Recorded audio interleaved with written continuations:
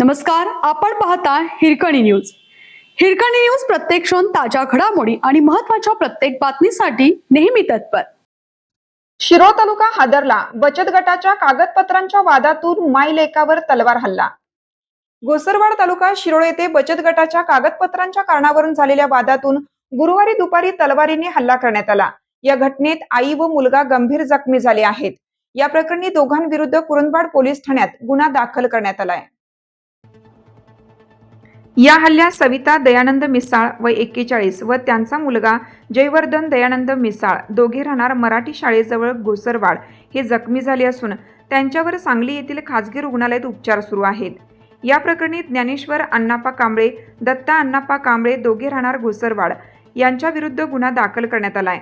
गुरुवारी दुपारी 12 वाजण्याच्या सुमारास सविता मिसाळ या आपल्या घरासमोर उभ्या असताना संशयित आरोपी ज्ञानेश्वर कांबळे, दत्ता कांबळे यांनी आपल्या घरातील महिलेच्या बचत गटाच्या कागदपत्रांबाबत विचारणा केली.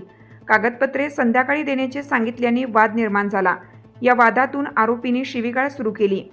हा प्रकार पाहून सविता मिसाळ यांचा मुलगा जयवर्धन हा जाब विचारण्यासाठी पुढे गेला असता संशयित आरोपी दत्ता कांबळे यांनी घरातून तलवार आणून त्याच्यावर हल्ला करण्याचा प्रयत्न केला. दरम्यान सविता मिसाळ यांनी मध्ये पडून भांडण सोडवण्याचा प्रयत्न केला असता त्यांच्या डोक्यावर तलवारीने वार करून जयवर्धन यांच्या खांद्यावरही तलवारीने वार करून दोघांना जखमी केल्याचे फिर्यादीत म्हटलं आहे. या घटनेचा तपास कुरुंदवाड पोलीस करीत आहेत. आपल्या हिरकणी न्यूज चॅनलला लाईक करा, शेअर करा आणि सबस्क्राईब करायला विसरू नका आणि रहा अपडेट.